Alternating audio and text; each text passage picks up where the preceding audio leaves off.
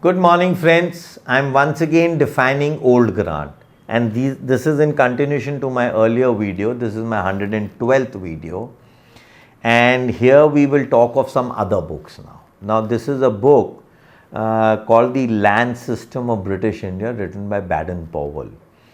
Now he is defining a grant and I would be reading because I was more keen in those times of digging into the Punjab area, where an actual revenue assignment, the revenue to be paid by the grantee to its ruler or government, is called a grant. Now what does it mean? Now if I am a grant, am I supposed to pay revenue or am I a revenue free grant?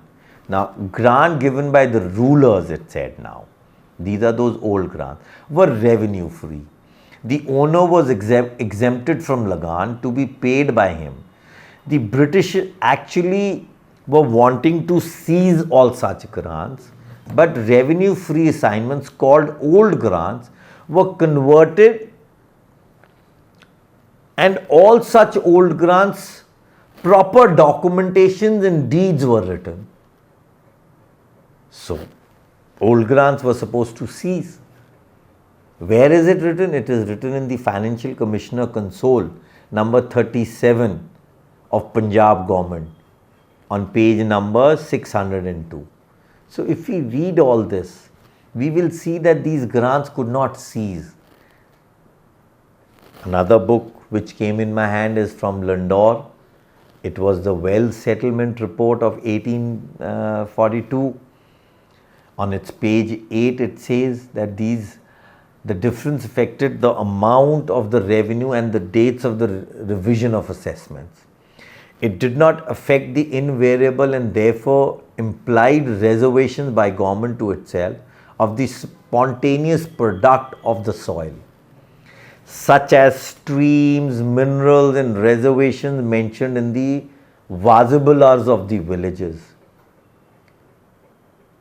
We've been able to, what Wells is saying, obtain such grant conditions of 1838 and 1840.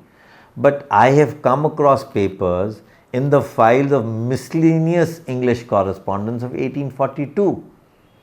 So that means there were grants, and these grants were what? Extract of a letter of a revenue surveyor who was a superintendent of Dehradun of 1830, submitting a plan and calling these grants Arcadia.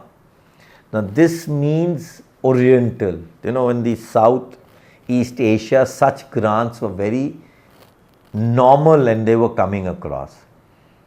So the extract, although unsigned, appears to me in a handwritten letter of Captain Brown, who had made the survey of Doon Valley. It very clearly says, I now proceed to notice the points mentioned in paragraph 4 in the correspondence regarding the grants on which it is expected I should afford information. Para 5 says the grantor should be called upon to make the required roads through his grants if the government needs, and reserves the rights of streams where it is needed, and should be found desirable to establish a system for its distribution. Likewise, a right to make canals and roads through the land as well as and camping grounds for public work.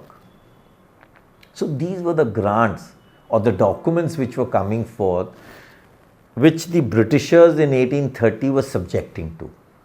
They forgot what they wrote in 1793 order. They forgot what they wrote in 1803 Governor General order.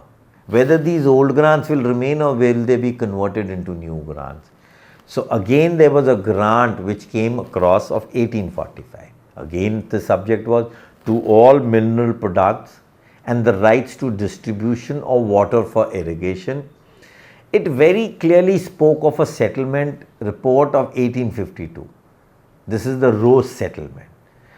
The conditions were again very precise, very simple. 3 things what the government was asking, that if we want to make roads, if we want to use them for public and camping grounds, water reservoirs and any minerals coming in your land will be subjected to a use of the government. In the absence, therefore, of evidence of the contrary, it must be resumed that the terms grant was used in its established revenue connotation. This is very important what Wells is saying. It meant the lease of full rights over the land in question, subject always to the reservation of the government to inherit the right to use the streams and appropriate minerals. So therefore, the grant word is ipso facto avoided the necessity of any conditions in the body of the grant. So therefore, in the entire Doon Valley, such grants were being produced, and we could not have any argument on this. The exceptional probate legma that no such a reservation was intended in the Wells report where grants were recognized was said.